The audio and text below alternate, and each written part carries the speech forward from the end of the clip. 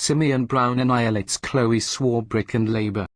Hopefully Chlöe Swarbrick's Mad Hatter Crazy Green Party will be annihilated at the next general election in 2026, and Chris Hipkins, the temporary leader of the Labour Party, will have long since resigned or been rolled by then. Both Hipkins and Swarbrick are delusional politicians, but they love their enormous salary packages, so you can bet your bottom dollar they will fight super hard for their survival. You can also bet your bottom dollar, even though they will say otherwise, they certainly won't be fighting hard for you. Make sure that you never forget, and make sure that you fight hard for yourself and family. Inadvertently exposed in the video clip by Swarbrick, is the crux of the Paris Agreement. It's nothing more than a socialist scam job to transfer money from the richer countries to poorer countries, and has absolutely nothing whatsoever to do with climate change. That's why the New Zealand Greenies keep plugging away at the climate crisis. The Mad Hatter Crazy Greenies know fine and well that any emissions action that New Zealand takes will make no difference to the climate, because that's not what the action is all about. It's all about wealth transfer, on a global scale. Thank you Simeon Brown. Geraint, on behalf of WhangareiTim.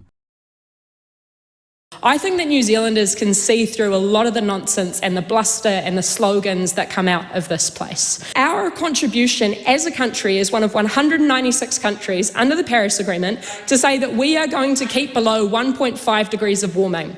And as the UN Secretary General put it just this past week, that is not just some airy theory, abstract target. That is the scientific fundamentals for retaining life on Earth as we know it. In fact, the climate necessary for growing food, which this government constantly tells us that it cares about. And do you know what they estimated? Our offshore liabilities are looking to be somewhere between $3.7 billion or $24 billion for offshore mitigation. That is a necessary figure to the tune of however much of those billions of dollars, even if we were to meet our very own emission reductions budgets that we will have to pay others to reduce their emissions.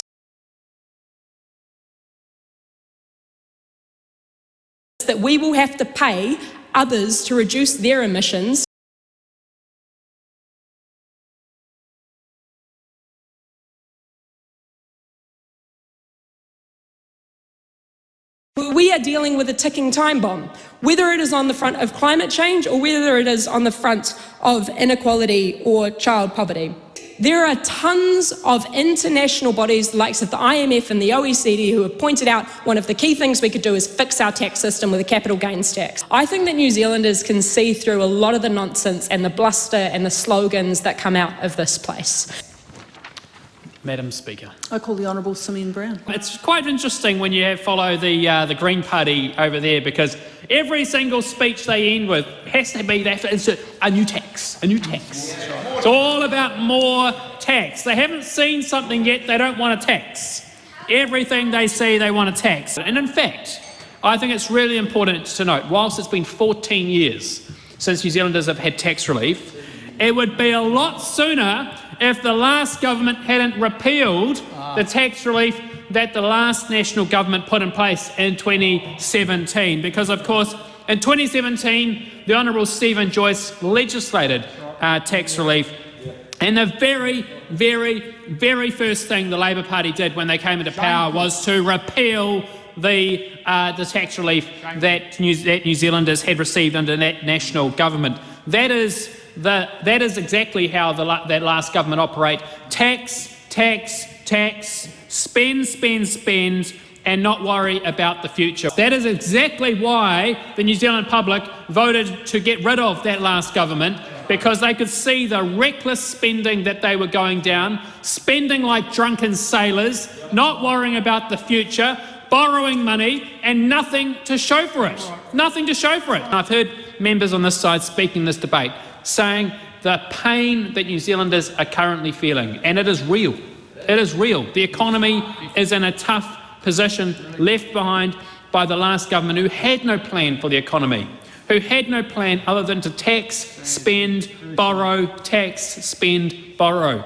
Well, this government has inherited that mess, and we're having to make the tough decisions. But the first and number one priority for this government is to provide that tax relief for working families so that New Zealanders can just keep a little more of what they earn. The other side of the House, they don't believe in it, they just want to take it. And if they ever get back into government,